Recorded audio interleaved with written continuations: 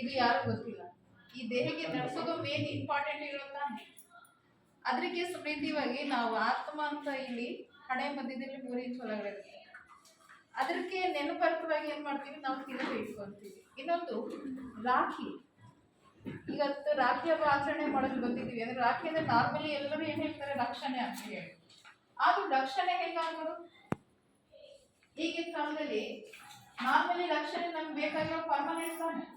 ಅರ್ಧ ರಾತ್ರಿಗೂ ರಕ್ಷಣೆ ಬೇಕು, ಸಂಜೆನೂ ಬೇಕು, ಮಧ್ಯಾಹ್ನನೂ ಬೇಕು, ಬೆಡ್ ಟೈಮಲ್ಲಿ ಬೇಕು, ಕತ್ಲೆ ಟೈಮಲ್ಲಿ ಬೇಕು. ಆ ಟೈಮಲ್ಲಿ 24 ಅವರ್ ರಕ್ಷಣೆ ನಮ್ಗೆ ಯಾರು ಕೊಡ್ತಾರೆ?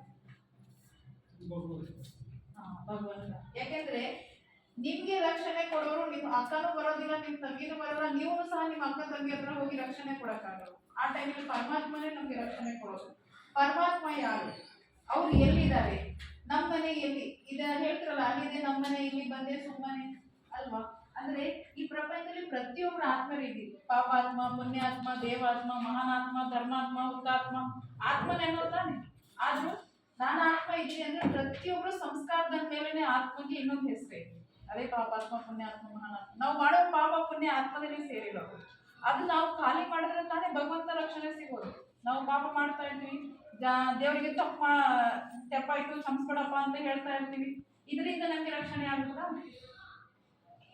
ಇದರಿಂದ ನಮ್ಗೆ ರಕ್ಷಣೆ ಆಗಲ್ಲ ತಾನೆ. ಮೇನ್ ಪಾಪ ಕರ್ಮ ವಿನಾಶ ಮಾಡ್ಕೊಳ್ಳೋದು ದಾರಿ ಆತ್ಮ ಮತ್ತು ಪರಮಾತ್ಮ ಬಗ್ಗೆ ಎಜುಕೇಶನ್ ಮತ್ತೆ ಜೊತೆಗೆ ಮೆಡಿಟೇಷನ್ ಅಂತ ಹೇಳ್ತಾರೆ. ಇದು ಬ್ರಹ್ಮಕುಮಾರಿ ಈಶ್ವರೀಯ ವಿಶ್ವವಿದ್ಯಾಲಯದಲ್ಲಿ ಹೇಳ್ಕೊಡ್ತಾರೆ.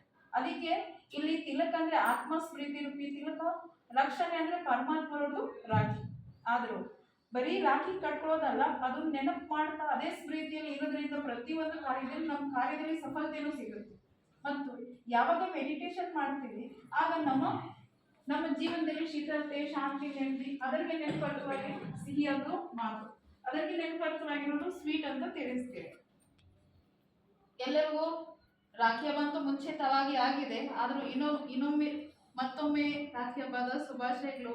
ಏಕೆಂದ್ರೆ ನಮ್ಮ ಆಶ್ರಮದಲ್ಲಿ 2-3 ತಿಂಗಳವರೆಗೂ ರಾಖಿ ಹಬ್ಬ ಆಚರಣೆ ಮಾಡ್ತೀವಿ. ಯಾಕೆಂದ್ರೆ ಒಂದೇ ದಿವಸ ಎಲ್ಲ ಏರಿಯಾಗಳ ಕ್ಯಾಪ್ಚರ್ ಮಾಡಕ್ಕಾಗಲ್ಲ. ಅದಕ್ಕೋಸ್ಕರ ತುಂಬಾ ಧನ್ಯವಾದಗಳು ನೀವು ನಮ್ಗೆ ಇಷ್ಟೆಲ್ಲ ಅವಕಾಶ ಕೊಡೋದಕ್ಕೆ.